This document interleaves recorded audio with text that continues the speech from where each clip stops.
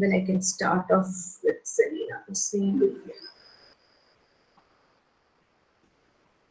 So I was talking about Selina Hussain.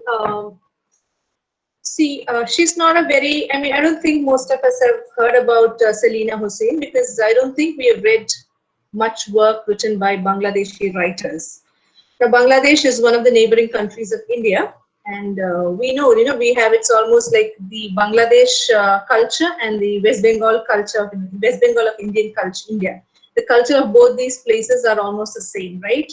So, you know how Bangladesh was formed. If you go into the background, maybe I'll give you an assignment on how Bangladesh was formed, how Pakistan, East Pakistan and West Pakistan, and how this state of Bangladesh was formed, and how India helped in the formation of Bangladesh. So, Selina Hussain is an important woman writer of Bangladesh. I don't think you might have read about her, because I don't think you might have read about many writers from Bangladesh, because it is one area that we often kind of ignore, right? We are always so focused and so passionate about writers from the West that we forget about writers from our own country and writers from our own from neighboring countries. But fortunately, this text that has been prescribed for you, where you have this module called South Asian Identities, we have read about Pakistani writers, and we've read about Sri Lankan writers, and now we have a Bangladeshi writer.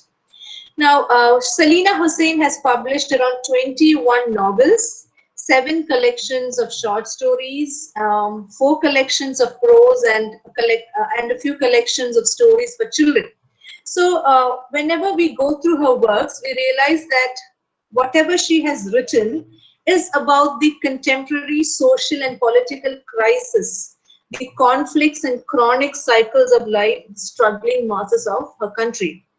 Now, she has been very actively working for women's advancement, right, in Bangladesh, particularly on gender, women's empowerment in Bangladesh. She has written and edited around 10 books on that subject, of which 2 volumes of gender encyclopedia were published in 2005. Now, she basically writes in Bangla, and her novels and short stories have been translated into English, Russian, French, Japanese, Korean, many other languages of India. Selina Hussain has won a few awards. She's a winner of the Bangla Academy Award in 1980. She also won the Bangladeshi award. It's not Bengali, it's actually Bangladeshi award, Alaul Purashkar, in 1981. In 1994 to 95, I think, yeah, she won a scholarship from the Ford Foundation for the novel Sandhya Gayatri.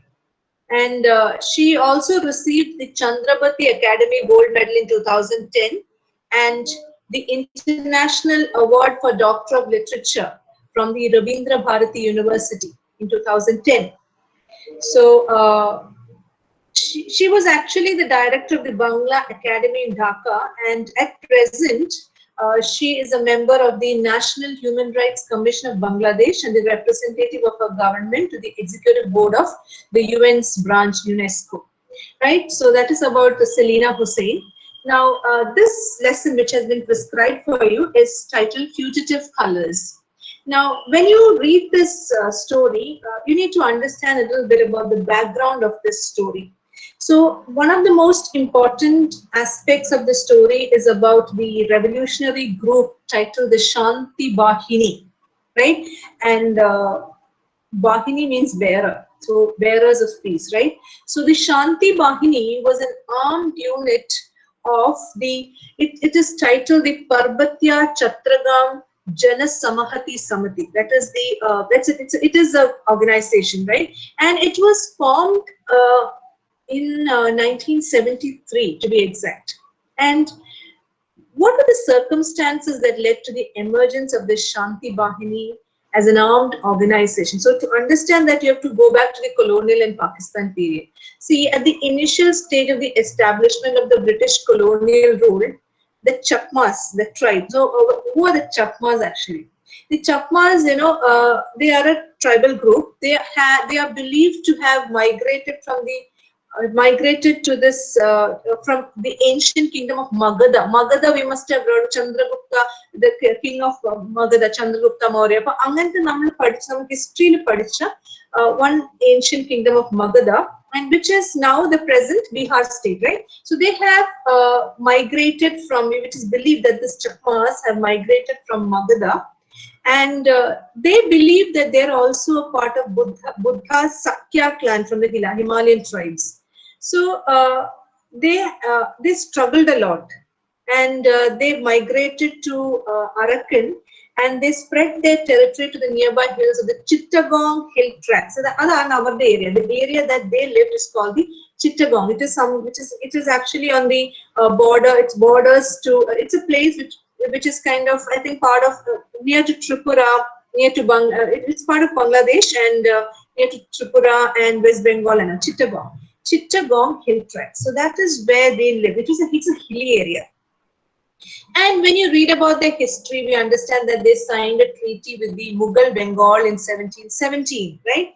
And the government of British India provided tribal autonomy to this area, which continued even after India's partition. Now, what actually happened to the Chakma people?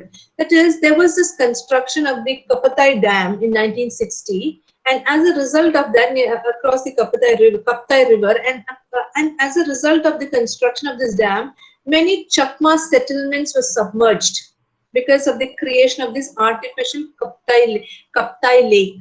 Right, Kaptai Lake was created, and many of the Chakma settlements were submerged. So these Chakmas,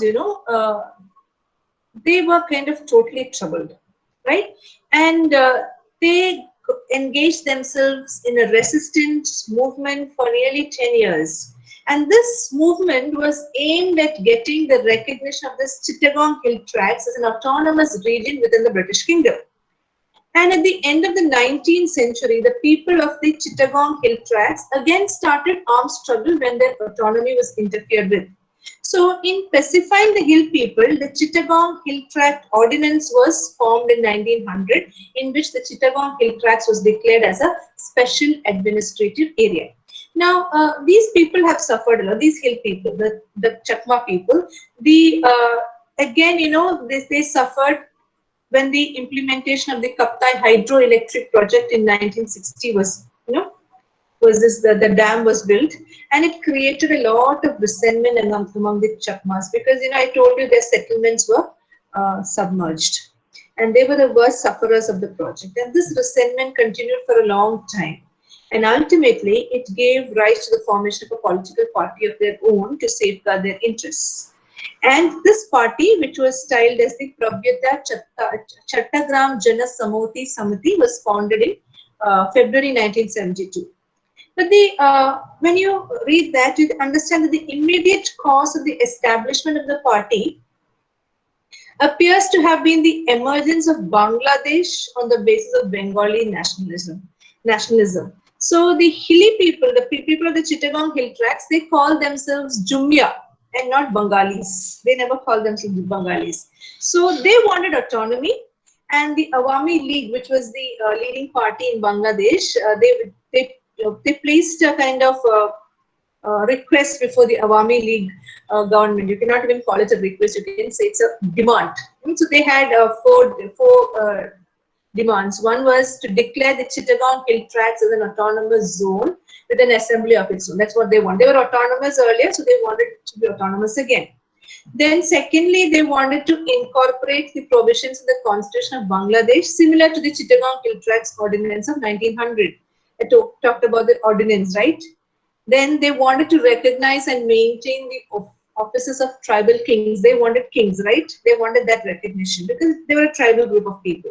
And they also wanted to incorporate provisions in the Constitution for safeguarding the autonomy of Chittagong hill tracts. So these were the demands, and there was this person named Manabendra Narayan Larma, who placed this demand in writing to the government to grant this special administrative status to Chittagong hill tracts. But the Constitution did not provide any special political administrative status to this Chittagong hill tracts. And having lost constitutional methods in mitigating the demands of the people, what Jana Samiti under the leadership of Manavendra Narayan Larma decided was to solve the problem through an armed struggle. And that is how this armed unit called Shanti Bahini was created. Right? So, when you look at their operations, you understand that Shanti Bahini divided the hill tracks into several military zones, and each zone was divided into 3 sectors, and the sectors into different areas. So they had their headquarters in the dense forests, and a number of hill people were, they were given military training, they were enrolled in the Shanti Bahini, and they were a very revolutionary kind of group. And beside the regular force, a militia was also formed with short training. So, in addition to the village panchayats, a number of youth organizations and women associations were formed to help the Shanti Bahini and the militia. Now, Shanti Bahini began its armed operations in early 1976. And they had been able, and the peace of that area was disturbed, and because the Shanti Bahini was a totally revolutionary group.